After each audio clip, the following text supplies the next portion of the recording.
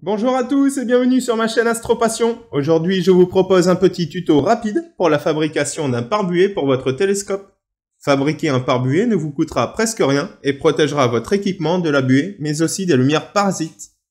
Alors, pour le matériel, il vous faudra un tapis de camping en mousse, le modèle fin, le moins cher possible, de la colle néoprène, du scotch double face, une couverture de survie, un morceau de tissu style feutre pour que ce soit maximum buvard pour l'humidité.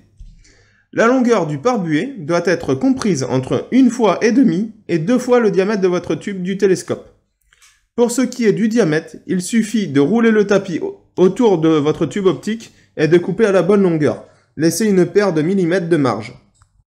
Maintenant que vous avez votre tapis de sol à la bonne dimension, il faut y mettre le feutre d'un côté de celui-ci et mettre du double face sur le bord du rectangle de votre tapis, puis de la colle néoprène au milieu en zigzag. Attendez 5 minutes, puis appliquez doucement le feutre dessus en commençant par un bord.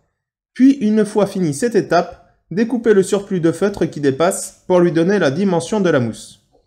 Retournez ensuite le tout et découpez votre couverture de survie 5 cm plus large que votre tapis de mousse. Appliquez du double face sur la surface en mousse, sur le bord et au milieu. Puis le mieux, c'est d'être deux pour appliquer délicatement la surface argentée sur votre scotch, de façon à avoir la surface dorée vers l'extérieur. Pourquoi, me direz-vous, utiliser une couverture de survie pour recouvrir votre pare-buée?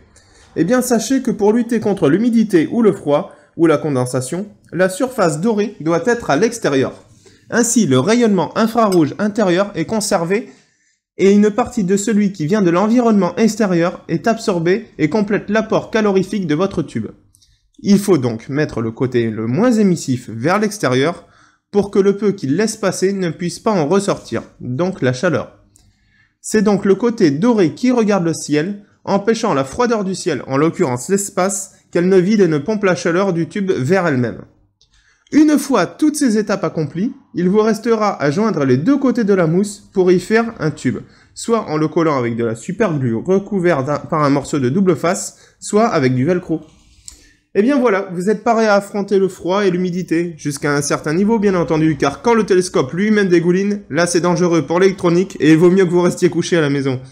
Voilà, merci à tous d'avoir suivi ce nouveau tuto Brico Astro, merci à tous aussi pour tous vos abonnements. Soyez toujours aussi passionnés par l'astronomie et la science en général, car ce sont pour moi les choses les plus mystérieuses et intéressantes que nous devons continuer à étudier pour nous instruire et garder du rêve.